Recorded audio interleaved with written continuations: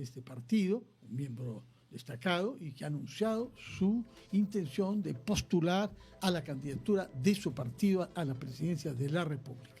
Yo quisiera comenzar preguntándoles respecto de la elección en la mesa directiva. Esto no concierne al PPC, que no tiene en este quinquenio representación parlamentaria, pero sí tiene una voz que decir, pero sí concierne a la bancada de Acción Popular, por muy distanciada que pueda hallarse del partido y particularmente de Víctor Andrés García Belaúnde.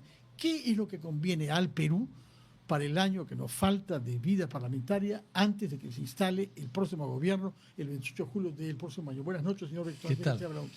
¿Qué tal? Bueno, pero lo que vamos a decir no nos van a no nos van a escuchar en el Congreso, ¿no?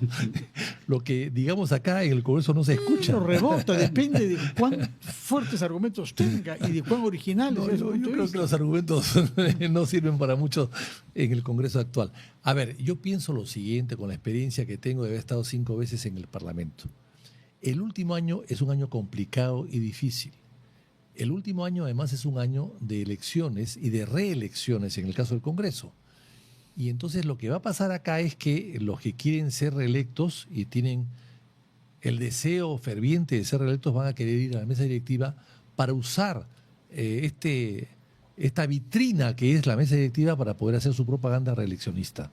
Entonces saldrá cualquier cosa de ahí, actitudes y normas y conductas demagógicas para poder buscar una reelección que en este caso, en este Congreso que es tan poco representativo, va a tener muy poca aceptación la reelección a la que ellos se van a someter. En primer lugar. En segundo lugar, me parece también que lo que tienen que hacer es, aparte de no ir candidatos a la reelección, a la mesa directiva, de poner a su mejor gente.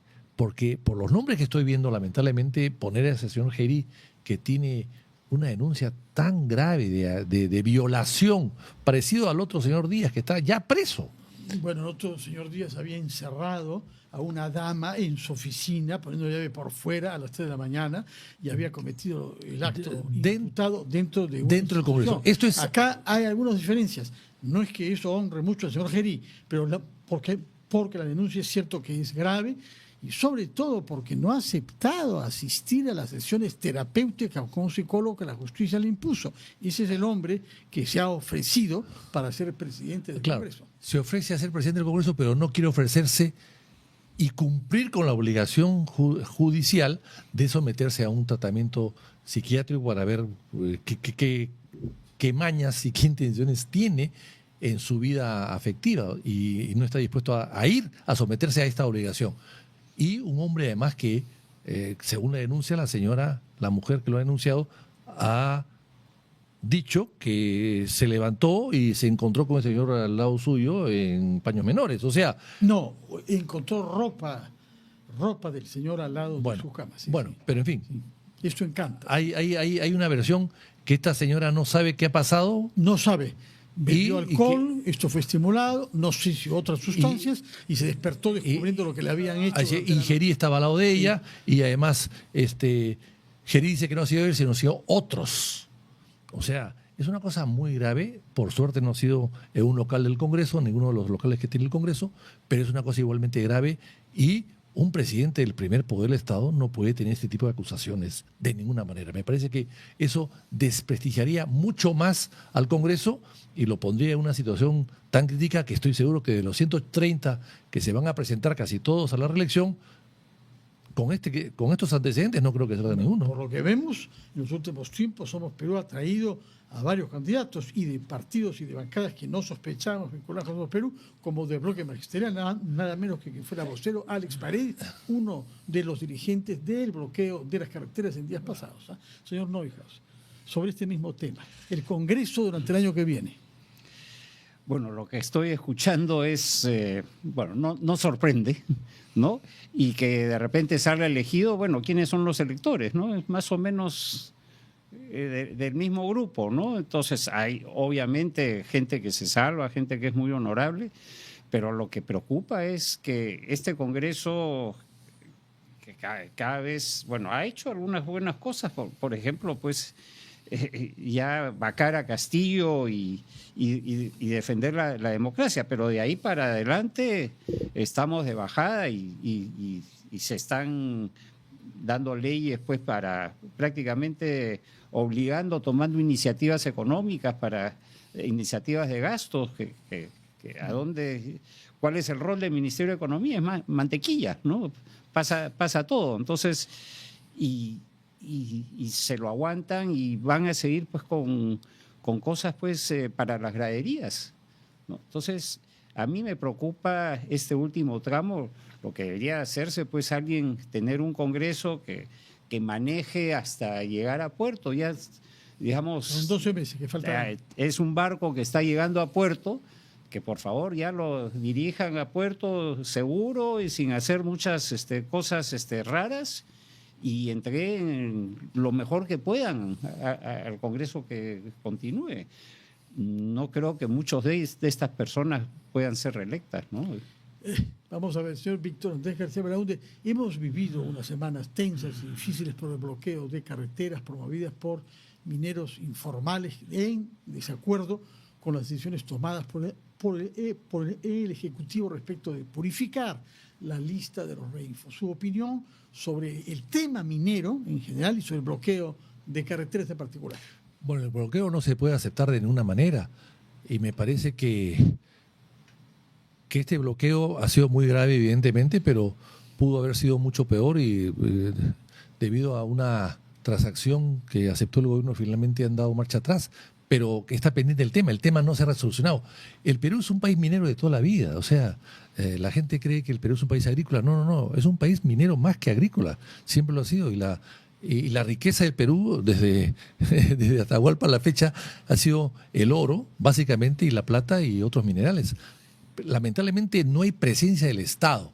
La economía peruana está el 70% informal, es informal, y por tanto la minería pues, tiene las mismas consecuencias, inclusive más. Pero hay que buscar una solución integral.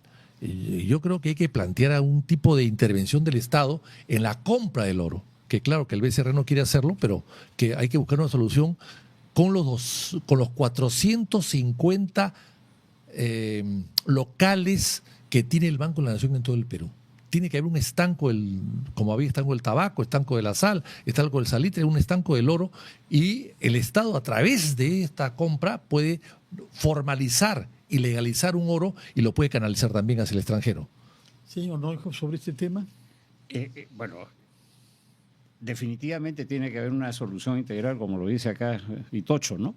El tema antes existía el Banco Minero, que era prácticamente el comprador del oro, ¿no? Y claro, los precios del oro no eran los que hay ahora, y no había la conexión entre el narcotráfico y la minería informal, ilegal, como se la quiera llamar, pero tiene que haber una solución integral. Ojalá que en estos 60 días, que yo no creo, y lo que ha venido sucediendo en el Perú, han estado pateando las cosas para adelante, ¿no? El tema, por ejemplo, de Petroperú, ¿no? Pasando a otro tema, sí, ¿no? Justamente plantearlo cada vez esto se posterga, ¿no? Y ayer parece que el presidente de Petroperú ha salido a lo Trump a decir que bajen la tasa de interés, ¿no? Esta mañana en RPP lo ha dicho efectivamente. ¿No? ¿Qué le contestaría a usted? Sostiene que el dinero es demasiado caro en el Perú y que eso ha perjudicado a la empresa pública petrolera. Mire, la tasa de interés de referencia es 4,5, ¿no?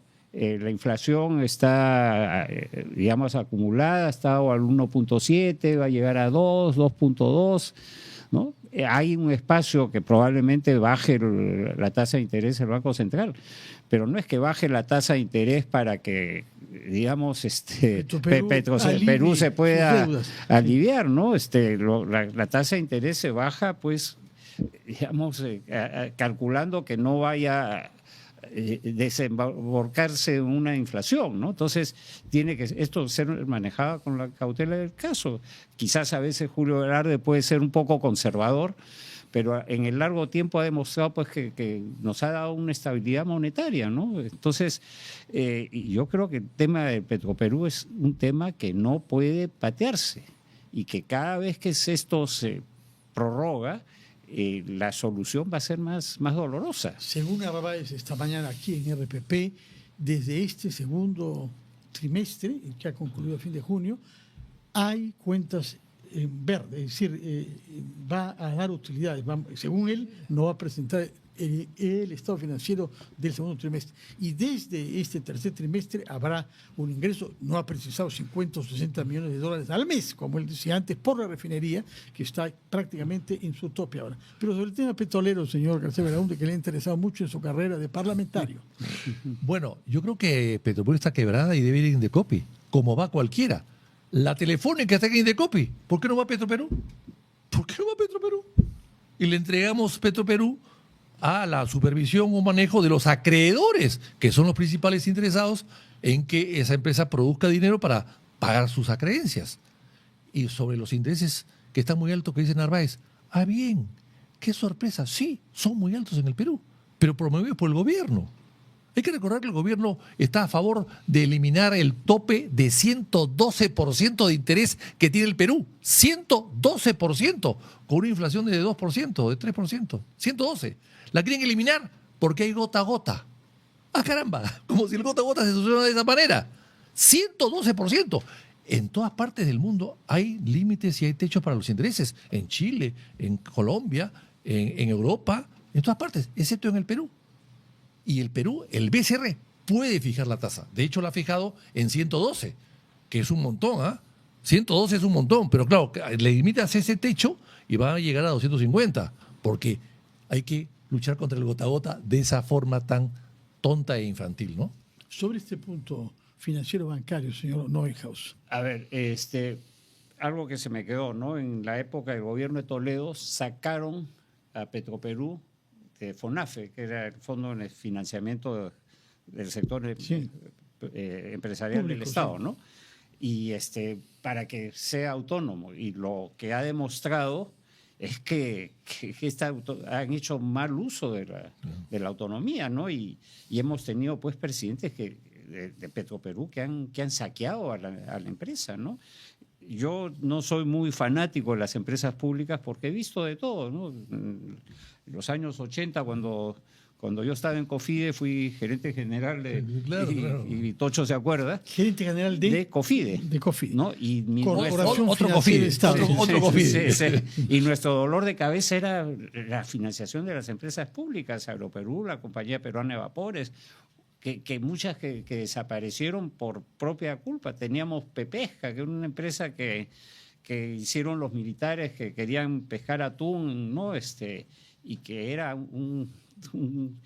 el dinero se iba como el agua por el caño, ¿no? Entonces, ahora, el tema de la tasa de interés, yo concuerdo, digamos, el tema del gota a gota es también parte de la poca formalidad que hay en nuestra economía, ¿no? Entonces, hay muchas personas que quieren estar en el sector formal y que se les hace la vida imposible formalizarse. Y una vez que están formalizados, pues le caen todos los alcaldes, le cae su Sunafil, ¿no? Para chequear que estén bien y por quítame estas pajas, te clausuran. El otro día en Puruchuco, el alcalde de Ate creo que fue a inscribirse al gimnasio y creo que no lo dejaron porque no tenía los papeles y se fue amenazando con cerrarlo y cerró el gimnasio, ¿no? Entonces, por lo menos es directo y dice sus motivaciones con sinceridad. Entonces, otros las disimulan. Es todo un paquete de cosas que se tienen que atacar para luchar por la formalidad, ¿no? Acá no es luchar contra la informalidad, sino luchar por la formalidad. Así es. A propósito de eso, el tema sin duda más grave es el de la minería. Si usted fuera candidato presidencial, como aspira a ser, señor García Belaúnde, no sería la primera vez por lo demás que lo haga, tendrá que dar propuestas claras y tendrá que visitar distritos donde hay una población importante dedicada a la minería ilegal. Se calcula que hay 700.000 electores en distritos donde la minería ilegal es generalizada. ¿Qué discurso daría usted? Yo creo que hay que ayudar a formalizarlos, ¿no? Hay que darle todo tipo de facilidades para formalizarlos. Pero el los problema que están ganando dinero por no pagar impuestos, por no pagar salarios. Por eso mismo hay que formalizarlos, porque no es posible. Además, el oro está hoy día a $3.500 la onza. Sí. creo que la tonelada está en $100,000, ¿no? O sea, según algunos estudios, hay un descenso de inscripción en algunas universidades públicas de candidatos a postular porque los jóvenes prefieren trabajar, por supuesto, como mineros. Y hay al mismo tiempo un decrecimiento de gente en el campo, en zonas donde hay sitios mineros cercanos, lo cual en ambos casos es grave para el país. Exactamente, y el oro no va a bajar de precio, va a seguir subiendo. Entonces eso va a aumentar.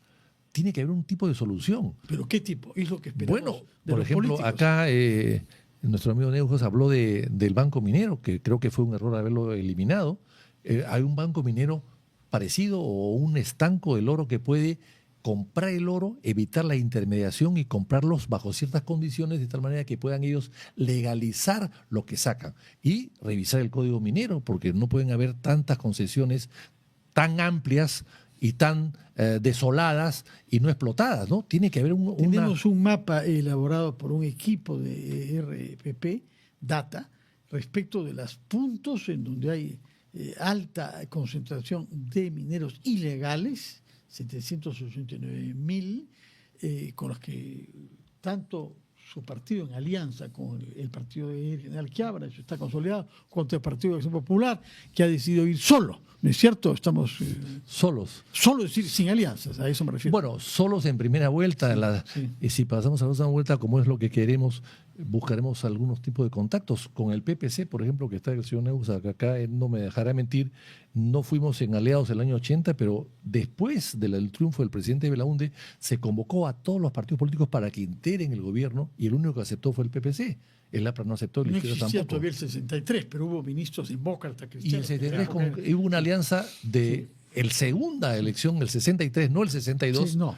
con Cornejo Chávez, con la democracia cristiana, que había sacado 2% el 62. Y ese 2% sumó Pero que tenía cuadros, dirigentes. Sí, ¿no? tenía cuadros, por supuesto que sí, buenos cuadros. Y con él se hizo una alianza y fueron ministros, por ejemplo, Silva Ruete, el famoso Silva Ruete era ministro de Agricultura de aquella Bedoya época. Reyes, ¿no? Bedoya Reyes, Paniagua, ¿no? Y Rodríguez Mariátegui, en fin, Yosa Ríquez. Gallego, pero no se hiciera, En fin, entonces una serie de personajes muy interesantes y muy importantes y formaron un equipo de gobierno que es lo que requiere cualquier partido para poder gobernar. Como decía Churchill, ¿no? El partido te puede ayudar a llegar, pero no te ayuda necesariamente a gobernar. De acuerdo. Respecto del PPC que usted preside, ha anunciado una alianza con el partido Unidad y Paz, me parece, del general Quiabra, congresista, y dijeron que quedaba abierta la posibilidad de que otros partidos se integren. ¿Han tenido contactos, solicitudes, conversaciones? Al menos yo he tenido ya conversaciones con 2 grupos que están muy, muy interesados. No voy a decir, no voy a mencionarlos porque la vez pasada un antiguo correligionario se mandó a decir y generó digamos, confusión, ¿no? Pero sí se está conversando y de poner los egos, ¿no? O sea, oye, acá Perú es un país de una sola muda, o sea, de las personas contar buena gente, honesta, capaz, no es fácil, ¿no? Hay un refrán que dice, caras vemos, corazones no conocemos, ¿no? Así es. Ahora, pensando con el modelo de Francia, que creo que usted ha estado... primero, entiendo que ellos lanzan las elecciones al Congreso y en función de eso los líderes de los partidos que resultaron pues electos son los que postulan a la presidencia. Entonces eso elimina una diáspora de posibles candidatos. ¿Es así o no es así? Se ha cambiado la Constitución porque se ha reducido el mandato presidencial de 7 a 5 años. Correcto. Y la idea es ahora, después de tantas cohabitaciones que han dado buenos resultados, lo que se ha decidido es que las elecciones presidenciales sean el mes de mayo y después del verano, es decir, en septiembre, las parlamentarias, para que los electores, que ahora son de 5 años ambos mandatos, tanto el parlamentario como el ejecutivo, para que cuando se vota por los congresistas se sepa quién es el presidente y el Congreso con quién va a tener que trabajar durante 5 años. Eso es un régimen nuevo que se ha aplicado desde Macron. Muy interesante, ¿eh? Muy interesante. Hay cambios sensatos, pero, ¿sabes? En algunos países. A nosotros nos está faltando sensatez, sí, ¿no? Bueno, pero lo que, sí, bueno.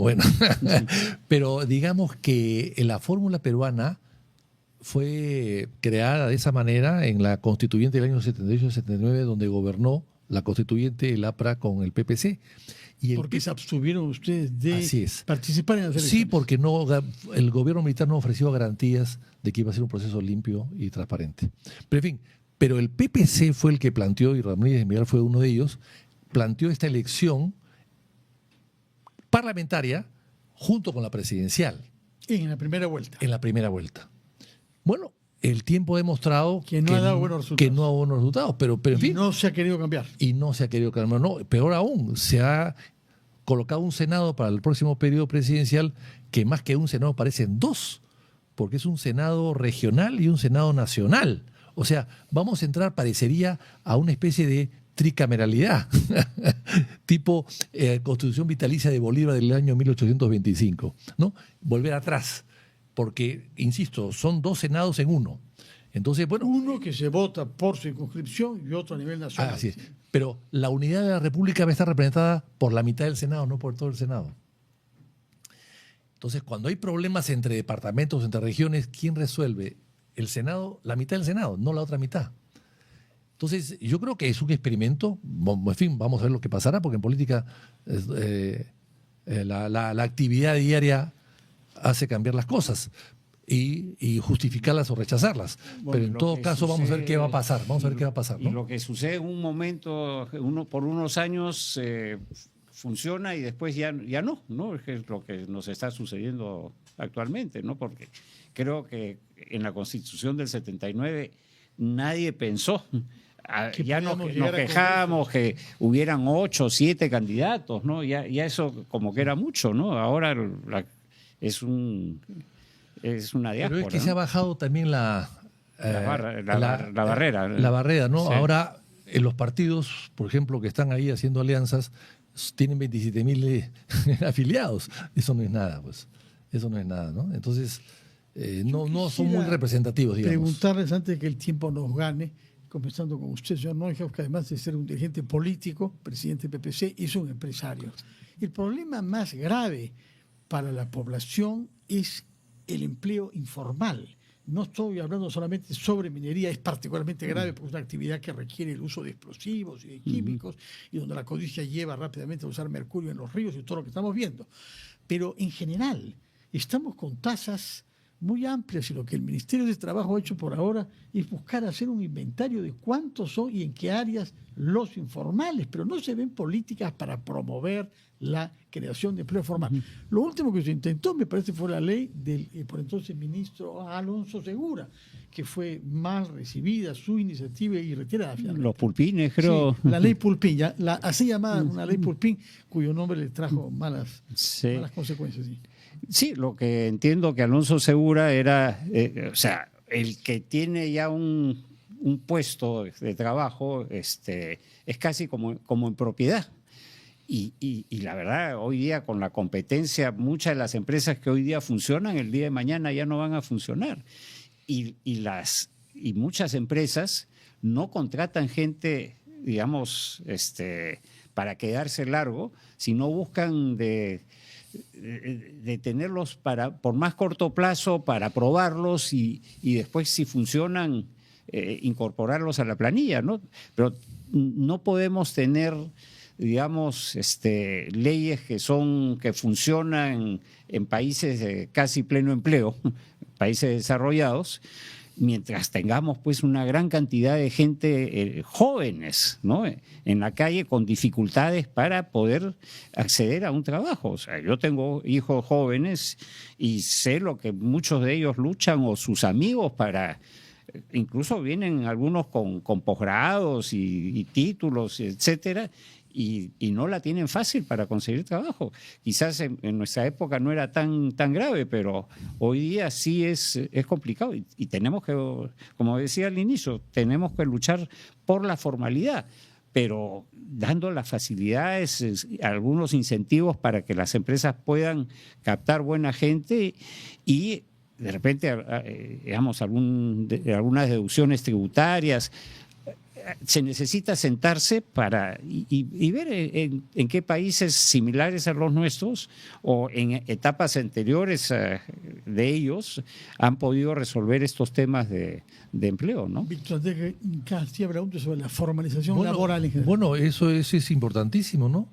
Lo último que ha hecho Carlos me parece interesante es el incentivo tributario, porque lo que no se puede hacer, lo que es muy difícil hacer en todo caso, es promover el empleo en base a reducir derechos laborales y una serie de vacaciones o de... Es lo que intentó la ley Pulpín, que durante los primeros años los jóvenes no tengan todos los mismos derechos, Así gratificaciones, vacaciones, etcétera, que los que tienen más años. Así es, exactamente. Al final no se aprobó Así es. y todos salieron perdiendo, Así, me parece, todos, ¿no? Así es. Pero lo que hay que hacer es el incentivo tributario en todo caso. O sea, no sacrificar los derechos de los jóvenes que quieren trabajar, sino, en todo caso, sacrificar las expectativas del Estado que quiere ganar plata con las planillas. Entonces, lo que hay que hacer, a mi modo de ver, es a los chicos de entre 18 y 29 años, que es la edad de los jóvenes, que es la edad más complicada y más peligrosa, porque claro, un señor de 50, 60 años no se va a volver carterista, pero un chico de 25 años que no tiene que comer se puede volver carterista. Entonces, para evitar eso, hay que incentivar un trabajo para ellos. Y tiene que hacerse a costa de algún tipo de subsidio o de desprendimiento que el Estado tiene que hacer en cuanto a impuestos. Pero si vemos la noticia que hace poco hemos visto de un señor de una AFP que dice que hay que elevar a 20% el aporte de las AFP, bueno, pues con eso no logra nada. Tampoco está de acuerdo usted con eso. Es imposible, pues. O sea, algún aporte tendrá uno que hacer para su futuro cuando se retire, ¿no? Pero 20% de saque cuando quieres comprar tu casa y cosas por el estilo, pues... Casarte, tener hijos, ya los chicos lo piensan. El que se casa quiere. Sí. Tener hijos ha resultado mucho más caro en los últimos tiempos. Por eso hay una reducción considerable de la natalidad en el Perú.